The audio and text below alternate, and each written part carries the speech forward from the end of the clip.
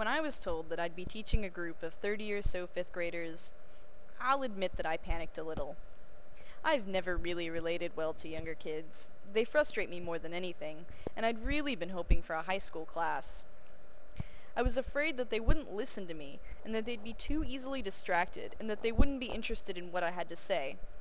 But mostly I was afraid that they wouldn't really be able to understand the elements and principles of art. Naturally, I was wrong about all that.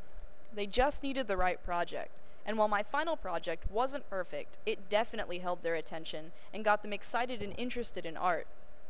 More importantly, though, it showed them that they could make art with more than just a piece of paper and a pencil.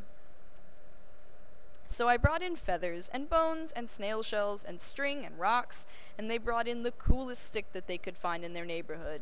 And together our goal was to combine all of these things in new and interesting ways to make an art implement that would store all their creativity for later when they really needed it.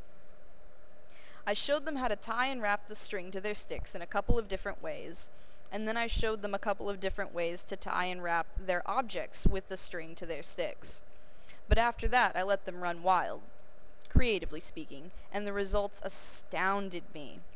Not only did everyone work and think really hard about how they wanted their implement to look, everyone had a unique way of assembling their piece, so each and every implement looked very different.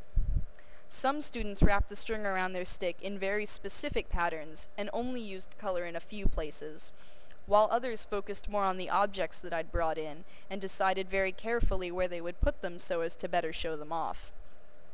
Some students mostly ignored the objects I'd brought in and chose instead to wrap lots of colorful string very thickly and meticulously around their sticks until there was almost no stick left.